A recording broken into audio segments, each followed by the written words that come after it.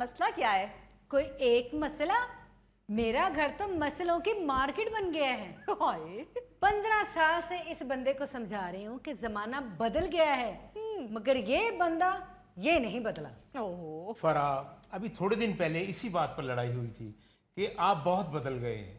नहीं, वैसे ज्यादातर यही देखा है कि बीवियों को यही शिकायत होती है कि ये बदल गए हैं, जैसे शादी से पहले थे अब नहीं रहे। तो आप वैसे पहली खातून हैं जो पुठी शिकायत कर रही हैं कि ये बदल नहीं रहे। हाँ। ओ भाई, मैं उस बदलने की बात नहीं कर रही। 15 साल हो गए शादी को, ना इनकी आदतें बदली हैं ना इनके हालात।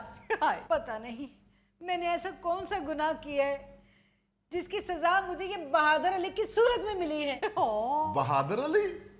वैसे ऐसा भीगी बिल्ली बना हुआ बहादुर अली हमने पहली दफा देखा है। अच्छा, ऐसी मासूमा पहले कभी देखी है आपने? हाय जिसने मेरी जिंदगी अजाब बना के रख दी है। हर वक्त झगड़ा, हर वक्त लड़ाई। हाँ हाँ, हर वक्त झगड़ा, हर वक्त लड़ाई तो होगी ना, जब हर महीने पुरानी तनख्वाह लाकर दोगे और कहोगे बेगम इसी में गुजारा करो। मुझे भी हर महीने वो ही तनख्वाह मिलती है। मैं कोई गवर्नर स्टेट बैंक नहीं हूं जो नोट छाप के तुम्हें ला दूं। लगी ना जाना गवर्नर स्टेट बैंक, तुम्हारे जैसे नहीं होते वो सुस्ती के मारे कंजूस। वैसे भाई साहब, मैं माफी चाहता हूं, जो गवर्नर स्टेट बैंक है वो भी कोई अलहदा नोट छाप के अपनी बीवी को नहीं देता। वो भी तनख्वाह ही ला के देता है। मगर देखें, आप खामद हैं उनके, तो उनके जायज अखराजात पूरे करना तो आपका फर्ज है। बिल्कुल। बस आपने कह दिया और इन्होंने कर लिया। 10,000 बार मेरे घर वाले इनसे कह चुके हैं कि घर के हालात ठीक करो, घर के हालात ठीक करो, मगर इस बंदे के कान पे तो जूं तक नहीं रेंगती। हाय बनने चले हैं गवर्नर स्टेट बैंक। लो जी, भाभी के तेवर से लग रहा है कि वो इन्हें गवर्नर बना के छोड़ेंगे। और भाई के तेवर से लग रहा है कि ये क्लर्क हैं और क्लर्क ही रिटायर होंगे। भाई साहब, ना मैं सुस्त हूं, ना बेवकूफ, ना कंजूस, सिर्फ एक मजबूर शौहर हूं हाय जिसे इसने सूली पे लटकाया हुआ है। हाँ तो खत्म करो ना मजबूरी, हाथ पांव चलाओ, घर बैठे हालात थोड़ी ना बदलेंगे। Oh good good, very good. अच्छा जी, फिर आप ही बता दें मैं क्या करूं। नौकरी छोड़ने का कहता हूं तो तुम्हारे घर वाले चीखना शुरू हो जाते हैं। कारोबार का सोचता हूं तो मेरे पास पैसे नहीं है। तो फिर खुद ही बताओ मैं क्या करूं। हाय ओ भाई साहब, शादी के बाद शौहर के पास सिर्फ एक ही ऑप्शन बचता है, अच्छा जी। और अगर भाभी को आपका इतना बोलना भी बुरा लगता है तो अच्छा जी मुंह से ना कहें, सिर्फ सरला दिया करें।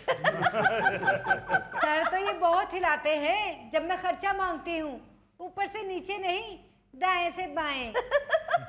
अभी 2 दिन पहले तुम्हें 20,000 रुपया दिया था, आज सुबह फिर 5,000 मांग रही हो।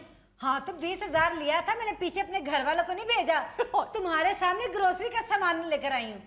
अभी तो कुछ सामान निकालना पड़ा क्योंकि पैसे कम पड़ गए थे। ओह जी 20,000 तो अब ऐसे खत्म होता है। वो तेरा बेड़ा तर्जे 20,000 की लॉलीपॉप खाते हो। ओ भाई मेरे, जब आलतू फालतू चीज लेंगे तो पैसे तो खत्म होंगे ना। सारे सामान में एक भी फालतू चीज दिखा दो तुम मुझे। एक चीज? कोई एक चीज मुझे काम की दिखा दो। चिप्स, केचप, मायोनीज, बिस्किट, पता नहीं क्या क्या उठा लाती हो। हाय तुम्हारा बस चले ना तो तुम हमें पत्थरों के जमाने में फेंक दो। जब कोई चीज खरीदो, इसकी क्या जरूरत थी, इसकी क्या जरूरत थी, इसकी क्या जरूरत थी। तुम चाहते कि मैं चक्की से आटा पीसूं और अचार के साथ रोटी खा लूं। एडी मॉडर्न औरत और चक्की ना आटा पीसे, वो असि तो सुन ही नहीं सकते। भाई साहब, ये तो चाहती है बने बनाए कबाब, पकी पकाई रोटियां, फ्रोजन फूड, सब कुछ तैयार बाजार से ले आए। अल्लाह तौबा, जब से शादी हुई है एक दफा मैं बने बनाए कबाब बाजार से लेके आई, तब से तो मेरी जान ही नहीं छूट रही। हाय मेरी शॉपिंग से कीड़े निकालता है, अपनी नन्ही मुन्नी तनख्वाह नहीं देखता। नन्ही मुन्नी तनख्वाह, इनको दफ्तर से 15 रुपए मिलते हैं। भाई मेरे, प्राइवेट नौकरी में इतनी ही तनख्वाह मिलती है।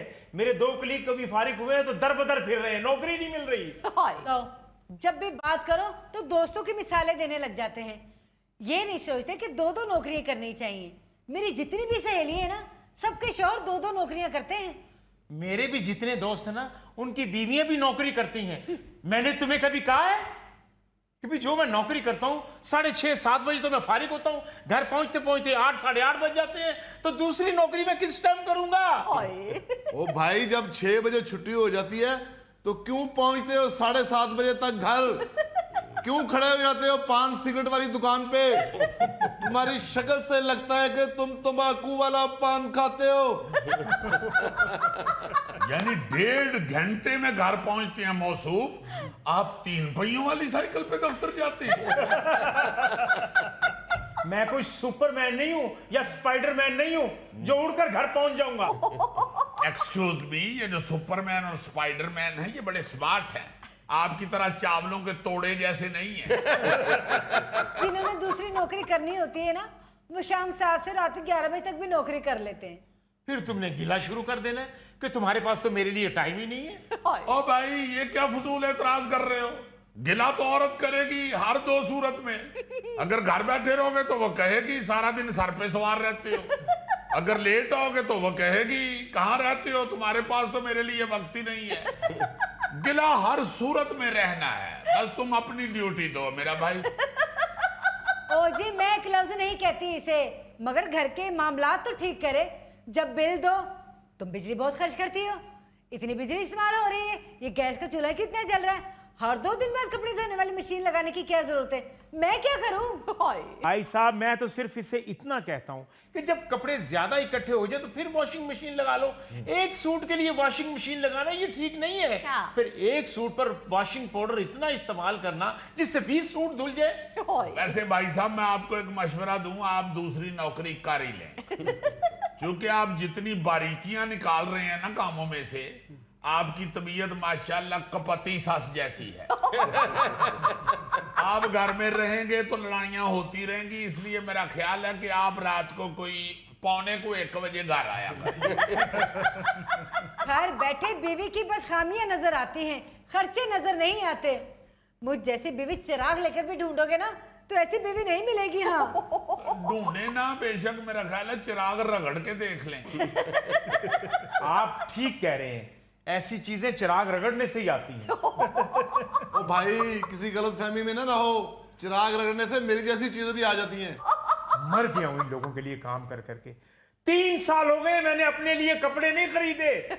तो यार क्यों खरीदने हैं? तुमने शादी पे काका ही उठाना होता है। नए कपड़े खरीदना सिर्फ औरतों का हक है, जिन्होंने सज धज के तो शादी में एंटर होना होता है। खामद ने तो पीछे बच्चा ही उठाया होता है, जेड़े मर्जी कपड़े पाले। आपको खींच के टेलीविजन के सामने बिठाता था जी। जो अदारा, उस वक्त उसमें काम करने वाले जो लोग हैं, उनके साथ इतना जुल्म